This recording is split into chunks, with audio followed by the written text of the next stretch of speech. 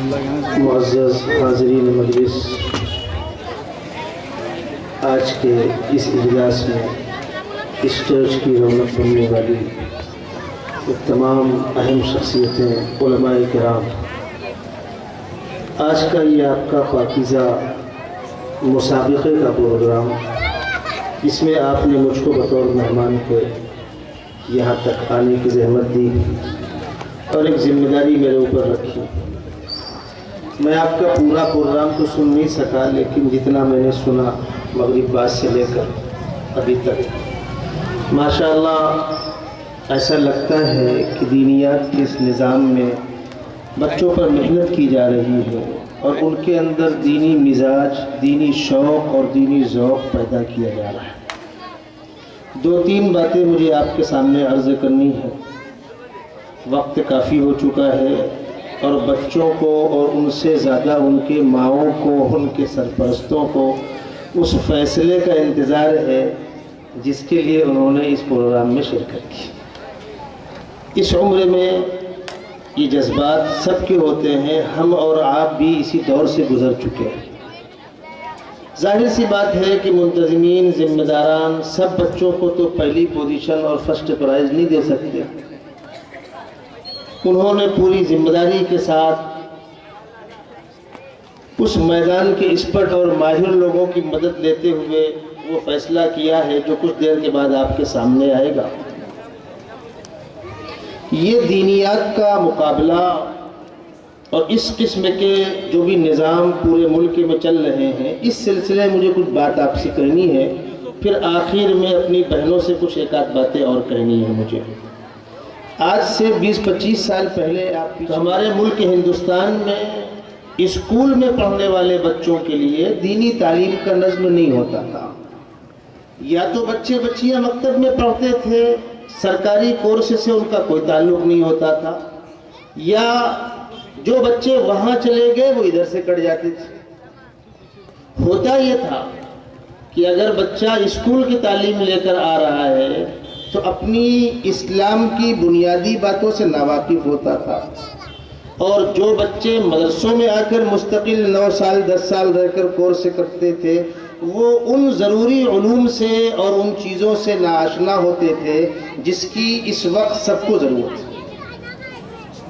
کچھ اللہ کے بندوں کی کوششوں سے اب یہ ماحول بنا کہ جو بچے اسکولوں میں پڑھ رہے ہیں وہ وہاں پڑھتے ہوئے 1 گھنٹہ 2 گھنٹہ اپنے محلے میں، اپنی مسجد میں جو مکتب چل رہا ہے اس میں آ کر وہ شامل ہوں، اور اس مکتب میں ان بچوں کو ایمانیات پڑھائی جائے، قرآن درست کرایا جائے، کچھ احادیث یاد کرا دی جائے، اپنے پیغمبر علیہ السلام کی ازواج مطہرات، خلفائے راشدین، مسلم بادشاہوں، علماء اہل اللہ اور پوری دنیا کے اندر دین کے لیے خدمت کرنے والی اپنی اہم شخصیتوں سے ہمارے بچے واقف ہوں، جو اسلامی تاریخ کا مجموعہ ہوتا ہے۔ اور جو بچے مدرسوں میں پڑھ رہے ہیں ان کو بھی ان مضامین کا تھوڑا سا حصہ پڑھایا جائے، مثلا اسٹیٹ لینگویج، مہاراشٹر رہتے ہیں آپ تو مراٹھی زبان پڑھائی جائے، نیشنل زبان انگلش پڑھائی جائے، حساب پڑھایا جائے، تاریخ پڑھائی جائے، جغرافیہ پڑھایا جائے، تاکہ یہ بچے اوپر جانے کے بعد دنیا کی ضرورتوں سے ناواقف نہ رہیں۔ دونوں طرف اس کی کوشش کی جا رہی ہے۔ مدرسوں کے اندر بھی کورس میں کچھ تبدیلی کی گئی اور اسکول میں پڑھنے والے بچوں کو دین سے واقف کرانے کا یہ کام کیا جا رہا ہے۔ مبارکباد کے مستحق ہیں آپ کے بستی کے لوگ کہ آپ کے یہاں بھی یہ کام ہو رہا ہے، اچھے ڈھنگ سے ہو رہا ہے، پورے ملک میں ہو رہا ہے۔ مسلمانوں نے یہ ایک اچھی کروٹ لی، اور میں آپ کو بتلا دوں، بچہ جب کچی عمر میں ہوتا ہے، کچی عمر سے مراد زبان کھولنے کے بعد سے لے کر 12-13 سال کی عمر، بلوغ سے پہلے کی عمر، اس کچی عمر میں دماغ میں جو باتیں بیٹھ جائیں گی پوری زندگی وہ باتیں نکلا نہیں کرتی۔ اس کچی عمر کی صحیح تربیت کا فائدہ آپ دیکھ رہے ہیں، اور غلط تربیت کا نقصان، کہنے والے نے کہا خشت اول چو نہت معمار کچ تا سریا می رود دیوار کج، فاؤنڈیشن کی پہلی اینٹ اگر ٹیڑھی رکھی گئی، یا یوں کہیے کہ فاؤنڈیشن ٹیڑھا ہوا یا کمزور ہوا، تو اس کے اوپر تعمیر ہونے والی عمارت نہ سیدھی ہوگی نہ مضبوط ہوگی۔ وہ فاؤنڈیشن کی عمر کیا ہے؟ بچوں کی زبان کھولنے کے بعد سے لے کر بالغ ہونے سے پہلے کی عمر۔ ان مکاتب کا بڑا فائدہ یہ ہے کہ جب بچے کچی عمر میں 5 سال سے 6 سال سے لے کر کے 12 13 14 سال تک، اس لیے کہ جب بچے 9ویں کلاس کو پہنچ جاتے ہیں تو ان کا ذہن کسی اور طرف چلنے لگتا ہے۔ اس بات کو اچھی طرح آپ سمجھ لیں۔ اور 9ویں کلاس میں پہنچنے والا بچہ عام طور پر 14 یا 15 سال کا ہوگا اگر اس نے ترتیب وار پڑھا ہے تو۔ اسی لیے میں نے کہا یہ کچی عمر، زبان کھولنے کے بعد سے لے کر کے 12 13 سال کی عمر، اسی عمر میں بچے کے اوپر سب سے زیادہ اثر انداز بچے کی ماں ہوتی ہے۔ اس بات کو مائیں غور سے سنیں۔ بچے کے لیے سب سے پہلا مدرسہ، سب سے پہلا اسکول، سب سے پہلی تعلیم گاہ اس کی ماں کی گود ہوتی ہے۔ چونکہ بچہ اپنے پیدائش کے مراحل میں ماں کے ساتھ شامل ہے، یا جو کہیے کہ ماں اپنے بچے کے ساتھ شامل ہے۔ پیٹ کے اندر بچہ ہے، یہ بات قرآن و حدیث کی بنیادوں سے بالکل ثابت ہے۔ جو خیالات ماں کے ذہن میں ہوتے ہیں ان ایام میں جب بچہ حالت حمل میں ہوتا ہے، وہ خیالات بچے کے دل و دماغ میں منتقل ہوتے ہیں۔ آج سائنس اس سے اتفاق کر رہی ہے کہ جو بیماریاں ماں کو ہوتی ہیں بچہ بیماریاں لے کر پیدا ہوتا ہے، اور جو خیالات ماں کے دل و دماغ میں ہوتے ہیں، آپ ڈاکٹر کے پاس جائیں تو وہ کہے گا اس کنڈیشن میں عورت کو ٹینشن مت دینا، اس کنڈیشن میں اس کے سامنے کوئی بڑے حادثے کا تذکرہ مت کرنا۔ کیوں؟ اس دماغ کا اثر اندر بچے کے دل و دماغ پر پڑنے والا ہے۔ بچے کے پیدائش کے بعد 2 سال کی اس کی عمر جو دودھ پینے کی ہے، سیدھی سی بات ہے کہ ماں اپنا خون جگر اپنے بیٹے کی رگوں ریشے منتقل کر رہی ہے۔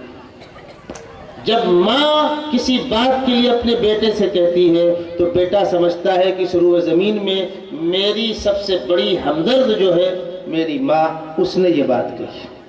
بہت مشہور واقعہ ہے، خواجہ عبد القادر جیلانی رحمۃ اللہ علیہ کو کا واقعہ۔ ان کی والدہ محترمہ نے چلتے وقت بچے کو نصیحت کی تھی، بیٹا جھوٹ مت بولنا۔ تو ڈاکوؤں کے قافلے، ڈاکوؤں کے پورے گروہ نے ان کے قافلے کو لوٹ لیا تھا، اور ان کی والدہ نے ان کی صدری میں بغل کے نیچے اشرفیاں رکھ کر ٹاک دی تھی۔ جب ان سے پوچھا گیا تمہارے پاس کیا ہے تو میرے پاس اشرفیاں ہیں۔ کہاں ہیں؟ یہ عجیب بچہ ہے، یہ دنیا چھپاتی ہے، اس نے چھپایا نہیں۔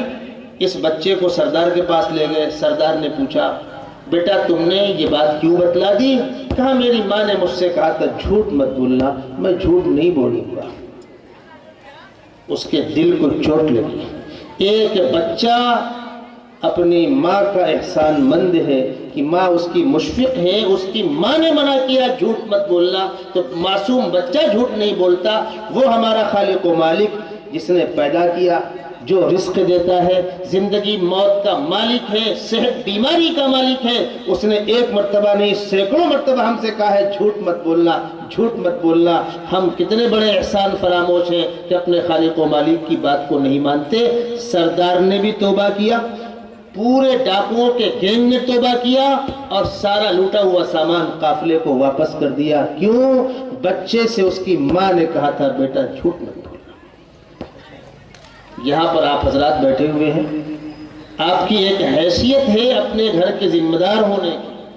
بچوں کو ان کی کچی عمر میں ان چیزوں سے بچائیے۔ الفاظ بہت غور سے آپ سن لیں۔ بچوں کو نابالغی کی کچی عمر میں ان چیزوں سے بچائیے جو بالغ ہونے کے بعد اس کے لیے حرام اور ناجائز ہونے والی ہے۔ یہاں پر لوگوں کو غلط فہمی ہوتی ہے، بچہ ہے، جو چیزیں بالغ ہونے کے بعد بچے کے اوپر حرام ہونے والی ہیں یا جو چیزیں بالغ ہونے کے بعد بچوں کے اوپر لازم اور کمپلسری ہونے والی ہیں اس کی عادت کچی عمر میں ڈالیے. اسی بنیاد پر اسلام نے کہا جب تمہارے بچے 7 سال کی عمر کو پہنچے انگلی پکڑا کر مسجد میں لاؤ. 7 سال سے پہلے کے بچوں کو کیوں نہیں بلایا؟ وہ بغیر بتلائے پیشاب پخانہ کر دے گا، مسجد کا احترام محدود نہیں رکھ پائے گا. جب بچہ 7 سال کی عمر کا ہو جائے تو اس کو انگلی پکڑا کر مسجد میں لاؤ، یہ سمجھا کر کہ بیٹا یہ اللہ کا گھر ہے، یہاں شور نہیں کرتے، یہاں دوڑ بھاگ نہیں کرتے. جو بچے مسجدوں میں آ کر مسجد کی بے حرمتی کرتے ہیں، بچے تو بچے ہیں لیکن ان کے والدین گنہگار ہوتے ہیں اپنے بچوں کو نہ سمجھانے کی بنیاد پر. یہ 7 سال کی عمر میں بچے کو مسجد میں کیوں بلایا جا رہا ہے؟ اور 10 سال کی عمر میں اس کو نماز کی تنبیہ کرو، اور اگر اس پر توجہ نہ دے تو اس کو مارو. کیوں کہا جا رہا ہے؟ اگر بچہ بچپن کی عمر میں نماز چھوڑنے کا عادی ہو گیا تو راتوں رات آسمان سے کوئی انقلاب برپا نہیں ہوگا کہ بالغ ہوتے ہی نماز شروع کر دے گا اور بالغ ہوتے ہی روزے رکھنا شروع کر دے گا. اس اصول کو ذہن میں رکھیں آپ. جو چیزیں بڑے ہونے کے بعد حرام ہونے والی ہیں، وہ جھوٹ ہو، گالی ہو، جھگڑا ہو، غیبت ہو، چغلی ہو، شراب ہو، وہ ساری چیزیں بچوں کو ان کے بچپن سے ہی اس کا روکنے کا عادی بنانا چاہیے. یہ بات زور دے کر اس لیے کہہ رہا ہوں، سنیے.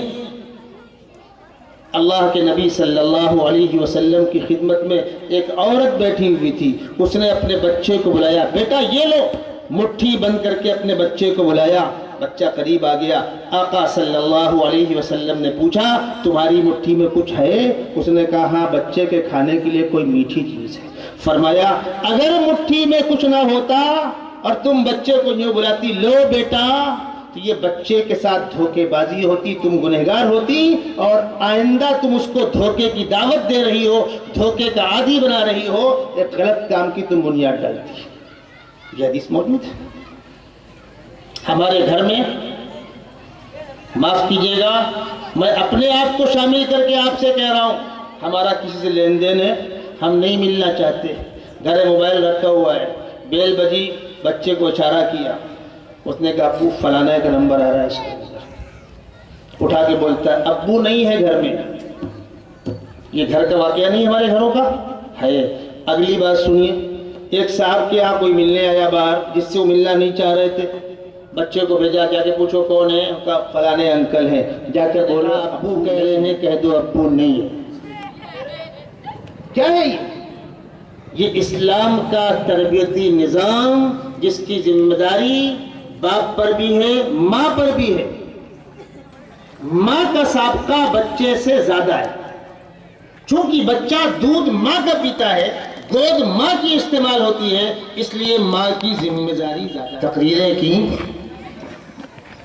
اس عمر میں، اس کچی عمر میں میک پر آ کر کھڑا ہو جانا، اپنے دل کی بات پوری قوت کے ساتھ، جرأت کے ساتھ کہہ لینا، یہی بہت بڑا کمال ہے. ہاں میں ذمہ داران سے کہوں گا اگر تھوڑی سی توجہ اور کی جائے، ذرا نم ہو تو یہ مٹی بہت زرخیز ہے ساقی. وہ کیا؟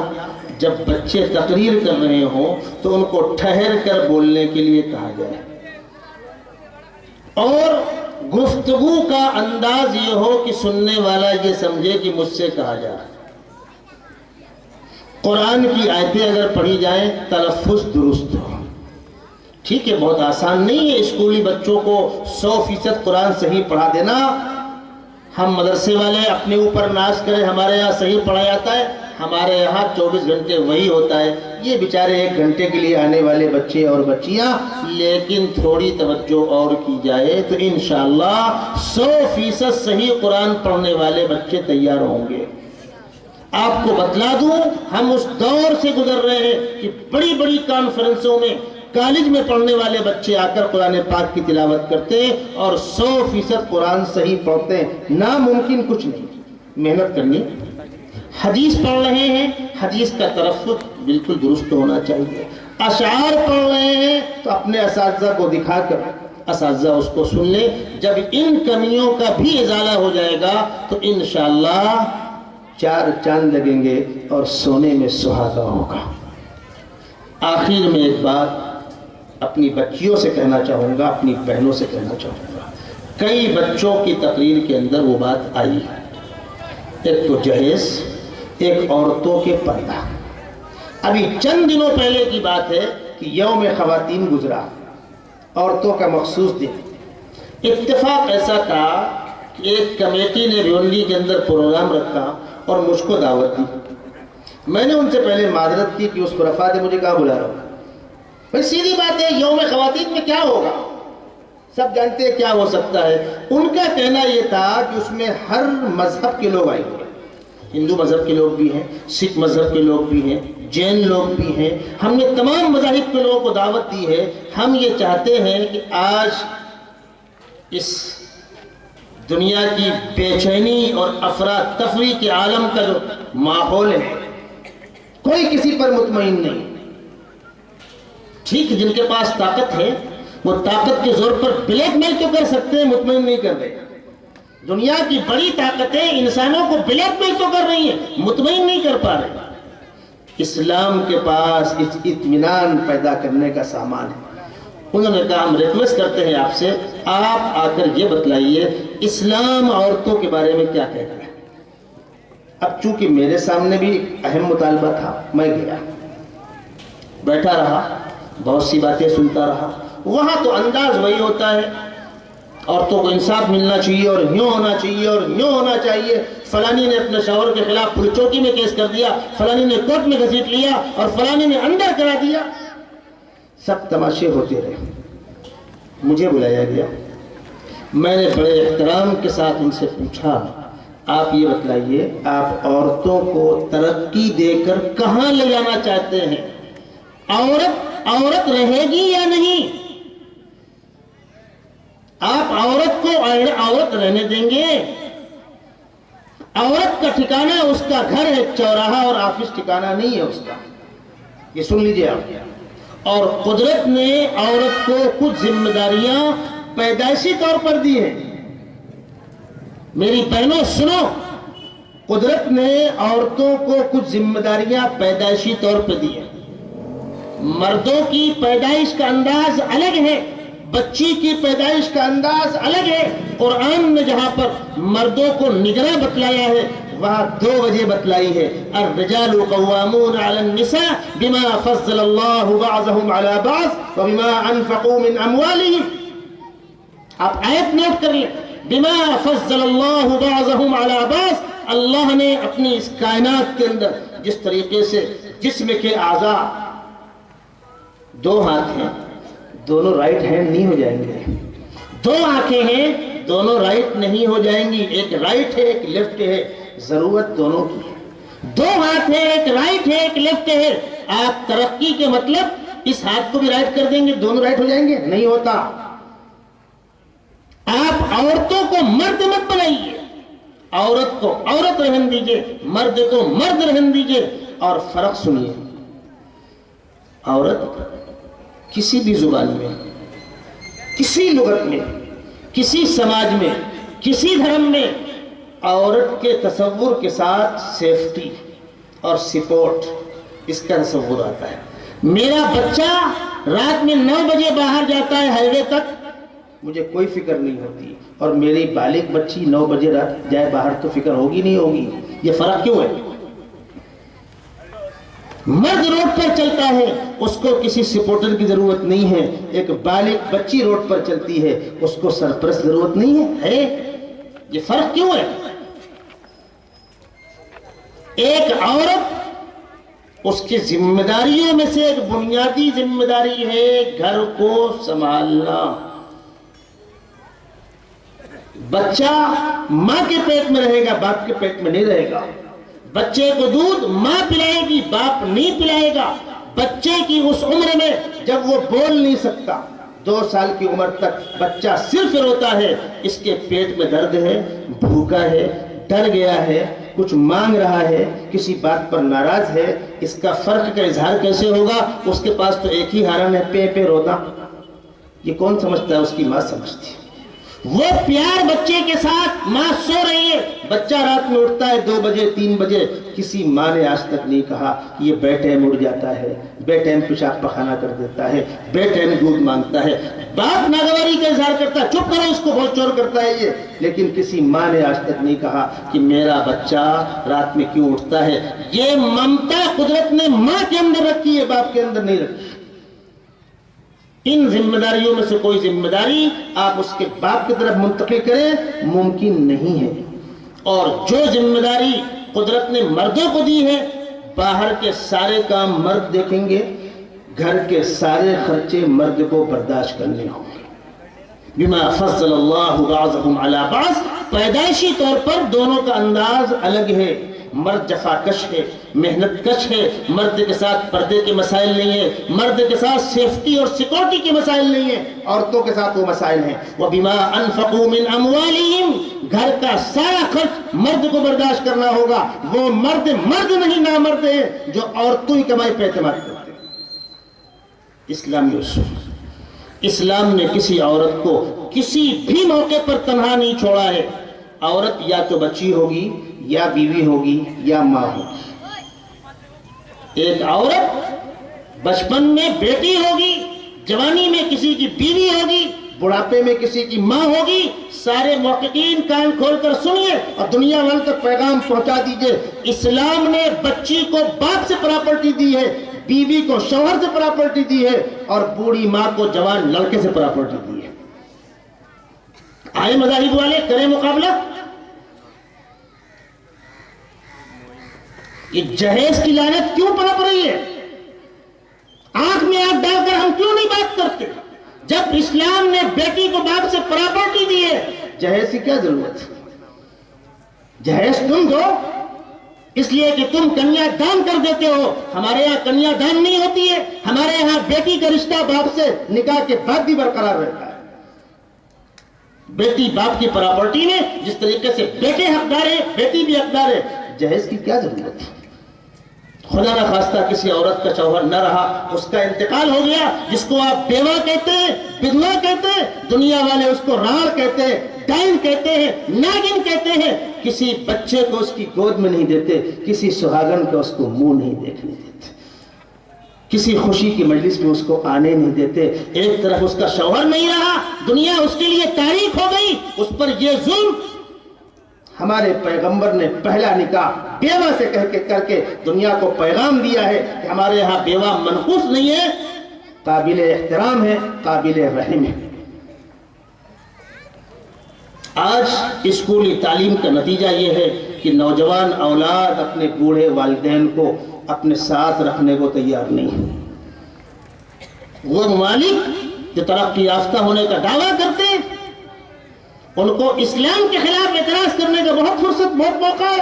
ہم پلٹ کر ان سے پوچھتے ہیں آپ کے یہاں بوڑھے انسانوں کا کیا مقام؟ آپ نے کیا مقام دیا اور اسلام نے کیا مقام دیا؟ اسلام نے اولاد سے کہا یہ والدین تمہاری جنت اور جہنم ہے، ان کو خوش کرو گے اور راضی کرو گے تو اللہ راضی ہو کر جنت دے گا، ان کو ناراض کرو گے تو اللہ ناراض ہو کر جہنم میں ڈھکیل دے گا۔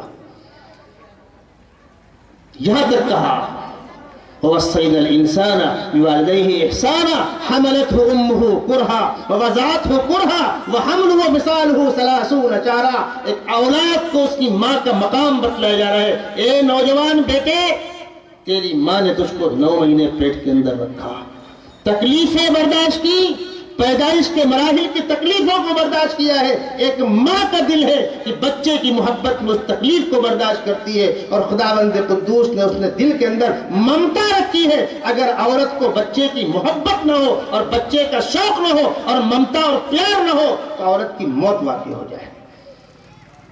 ایک دور تھا کہ تم چھوٹے سے تھے، تم تو گوشت کے لوتھڑے تھے، اس وقت تمہارے والدین نے تمہارے ساتھ کیسا سلوک کیا، تم کو دھوپ سے بچایا، تم کو سردی سے بچایا۔ ایک ماں سو رہی ہوتی ہے، رات میں اٹھ کر دیکھتی ہے کہ میرا لاڈلا خیریت سے سو رہا ہے کہ نہیں سو رہا، میرے بچے کے اوپر چادر ہٹ تو نہیں گئی، میرے بچے کو مچھر تو نہیں کاٹ رہے, میرے بچے کو پسینہ تو نہیں آ رہا. یہ کون کرتا ہے؟ ماں کرتی ہے.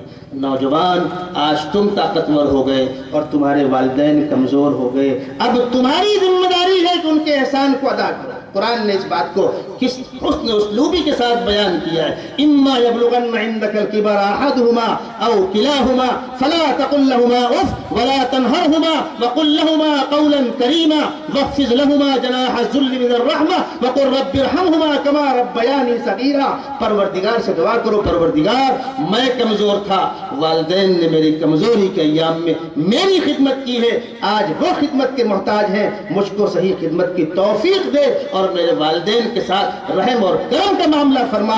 آئے دنیا والے, یہ ہے اسلام, یہ ہے قرآن. اور پھر میں نے اپنی ان بہنوں سے کہا جن کو لا کر اسٹیج میں پیش کیا گیا تھا, اس نے اپنے شوہر کے خلاف پولیس چوکی میں کیس کر دیا, اس نے اپنے شوہر کو اندر کروا دیا. میں نے کہا آپ مجھ کو ایمانداری سے بتلائیے گا, اس سارے ہنگامے کے بعد تم کو تمہارا گھر ملا؟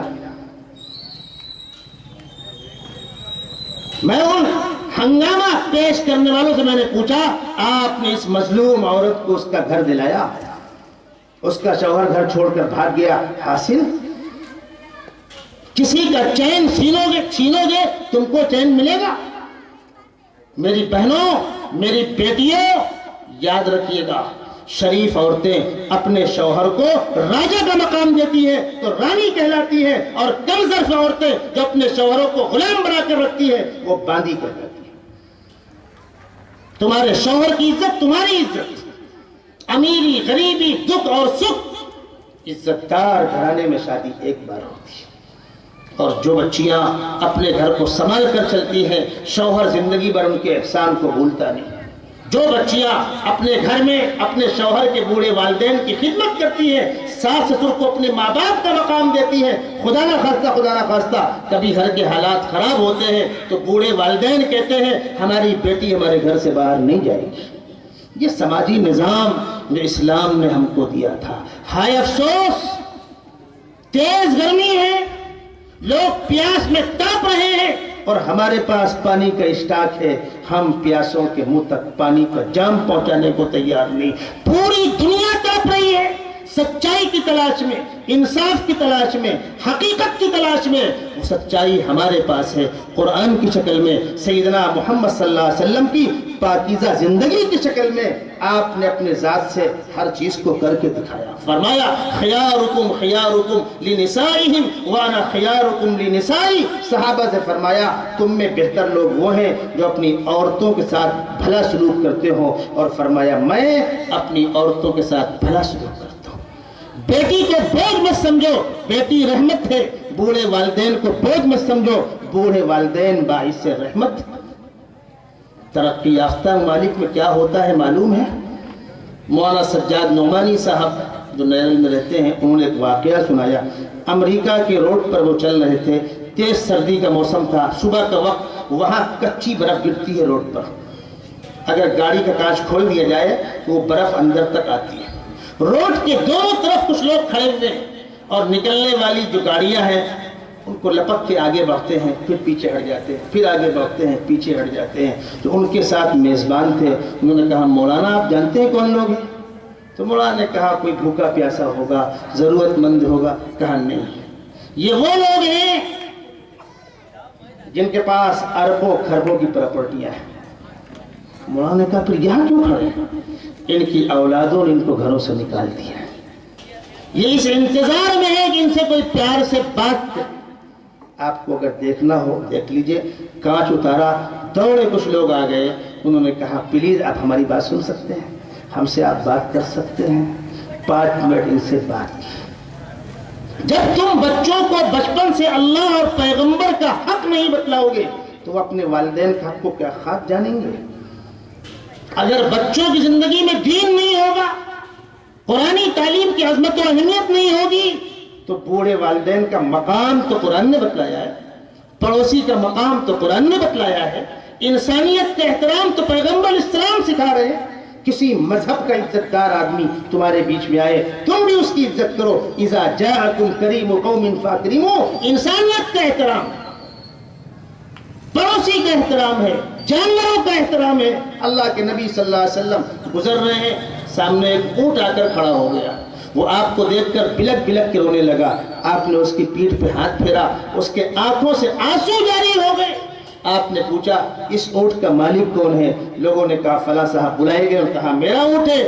آپ نے فرمایا یہ اونٹ مجھ سے شکایت کر رہا ہے، تم اس کو پیٹ بھر کے دانہ نہیں دیتے، جب تم نے اس کی گردن میں رسی ڈالا ہے تو اس کی غذا کے تم ذمہ دار ہو، اور اگر کھلا نہیں سکتے رسی کھول کر جنگل میں ہانک دو، اللہ کی رسیوں ہزار مخلوق جنگل میں پھر رہی ہے، اللہ اس کو بھی کھلائے گا۔ جب تم نے جانور کی گردن میں رسی ڈال دی اس کے دانے اور پانی کے تم ذمہ دار ہو۔ ہائے افسوس، آج دنیا کے سامنے ہم اسلام کا صحیح تصور نہیں پیش کر سکے۔ ضرورت ہمارے ساتھ جو کچھ ہو رہا ہے غلط ہو رہا ہے، زیادتیاں ہو رہی ہیں غلط ہو رہی ہیں، بے جا گرفتاریاں ہو رہی ہیں غلط ہو رہی ہیں۔ ابھی ہمارے دوست عادل کوس صاحب نے میرا نام لے کر اشارہ کیا، آپ سبھی جانتے ہیں ہم لوگ صرف مسجد میں نماز پڑھانے والے امام اور علماء نہیں ہیں، ہم ملت کی خاطر پورے ملک کے مشرق سے مغرب تک، شمال سے جنوب تک گشت کرنے والے اور ملت کے دکھ درد میں ساتھ میں شامل رہنے والے لوگ ہیں۔ ابھی 4-5 دن پہلے 17 تاریخ کو ہائی کورٹ کا حمایت بیگ کا فیصلہ آیا، 16 مقدمات میں سے 14 میں ان کو بری کیا گیا۔ 3 سالہ وہ کیس چلا ہائی کورٹ میں، ATS کے سامنے میں خود کھڑا ہوتا ہوں، اس کیس میں ATS کے وکیل کے سامنے جو لوگ کھڑے ہوتے اس میں ایک نام مفتی حذیفہ جبیر۔ آپ سمجھ سکتے ہیں ہائی کورٹ میں اس قسم کے مقدمے میں کسی مظلوم کے ساتھ کھڑے ہونے والے کو کس نگاہ سے وہاں دیکھا جاتا ہے۔ ہم اس یقین کے ساتھ جی رہے ہیں، ہتھیلی میں جان لے کر ہم لوگ چلتے ہیں، جس نے پیدا کیا ہے مارنا اس کا ہی اختیار ہے، نہ تمہارے بلائے آئے ہیں تمہارے بلائے جائیں گے۔ ہم دعائیں بھی کرتے ہیں آپ کی بستی کے جو لوگ بے قصور ماخوذ ہیں اللہ ان کو باعزت بری کرائے، لیکن نوجوانوں زمانہ کچھ اور کہہ رہا ہے، زمانہ کچھ اور کہہ رہا ہے ہم سے۔ یاد رکھیے گا، میں 2-5 منٹ کے اندر اپنی بات مکمل کروں گا۔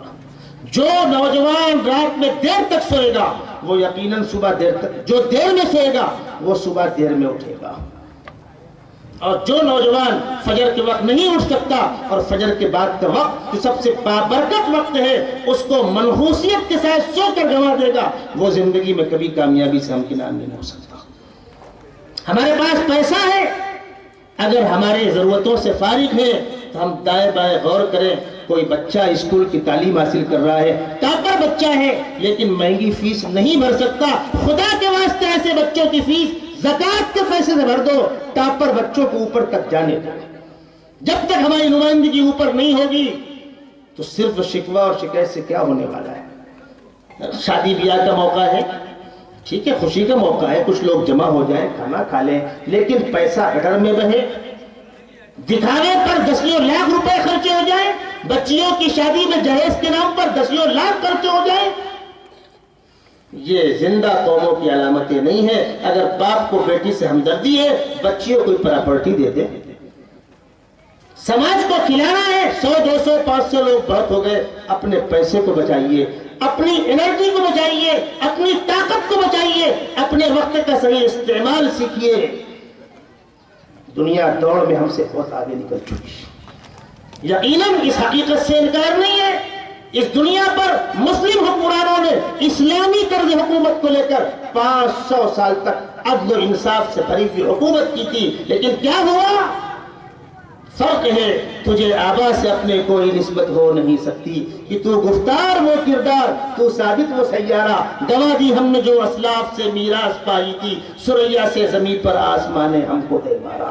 حکومت کا تو کیا رونا کہ وہ ایک عارضی شے تھی، نہیں دنیا کے آئینے مسلم سے کوئی چارہ، مگر وہ علم کے موتی کتابیں اپنے آبا کی، جو دیکھے ان کو یورپ میں تو دل ہوتا ہے سہتا۔ ہم موجود تھے، کتابیں ہماری لکھی ہوئی ہیں، انگلش میں ترجمہ کر کسی اور کی جانب منسوب کر کے، آج ہمارا دیا ہوا مال پلٹ کر ہم کو ہی دیا جا رہا ہے، اور ہم مرعوبیت کے ساتھ ان چیزوں کو آنکھیں پھاڑ پھاڑ کے دیکھ رہے ہیں۔ وہ دن پھر لوٹ کر آ سکتا ہے، کچھ نہیں بگڑا ہے۔ ہجوم بلبل ہوا چمن میں، کیا جو گل نے جمال پیدا، کمی نہیں قدرداں کی اکبر، کرے تو کوئی کمال پیدا۔ کچھ ناممکن نہیں ہے۔ بچے محنت سے پڑھیں، دو باتیں کہہ کر آپ سے رخصت چاہوں گا۔ ہم کو مرنا ہے، قبروں میں جانا ہے، اللہ سے رشتہ مضبوط کیجیے، اور دنیا کے اندر سر اٹھا کر جینا ہے۔ زندہ قومیں کس طرح زندہ رہتی ہیں، ان راستوں پر چلنے کی مشق کیجیے، مشکلات کو برداشت کرنا سیکھیے، آستین چڑھانا بند کیجیے۔ نعرے اور ہنگامے بہت ہوئے، کبھی بڑے بلائیں، سر گرانے کی نوبت آئے، جیسے ممرا کے اندر بڑوں نے بلایا ہم چلے گئے، ہمارے بڑے ہم کو بلاتے ہم جائیں گے۔ جمہوریت میں سر تولے نہیں گنے جاتے، جب سر گنوانے کی نوبت آئے گی اپنا کام چھوڑ کر جائیں گے، لیکن بہت زیادہ ہو ہنگاموں پڑھ کر کچھ حاصل نہیں۔ محنت کرو، محنت سے پڑھو، مسجدوں کو آباد کرو، رات میں ٹائم سے سو، صبح ٹائم سے اٹھو، اور میری بہنوں اور بچیوں، جو بات مولانا عادل کھوس صاحب نے کہی کہ پردے کا مطلب نقاب نہیں ہے۔ ہم نے بچپن میں قدم پڑھی تھی، کوئی ان پردہ نشینوں کا تو پردہ دیکھے، چہرے کو چھپایا ہے ایسا کہ دنیا دیکھے۔ برقعے کا مقصد تھا حجاب، اندر کس عمر کی عورت جا رہی اندازہ نہ ہو، وہ شیروانی نہ ہو، کیا کیا ہوتا ہے آپ سبھی جانتی ہیں۔ جب خوف خدا ہوگا ان برائیوں سے بچنے کی ہم کو توفیق ہوگی۔ میں مبارکباد دوں گا ان دوستوں کو جن کی کوششوں سے اس پاکیزہ مجلس کا انعقاد ہوا۔ اتنی دیر تک آپ کے درمیان رہنے کا ارادہ میرا نہیں تھا، بات نکلی، آپ محبت سے سن رہے تھے، جذبات میرے اندر بھی تھے، بات میری کچھ لمبی ہو گئی۔ اللہ ہم سب کو ان باتوں پر عمل کرنے کی توفیق عطا فرمائے۔ وآخر دعوانا الحمدللہ رب العالمین۔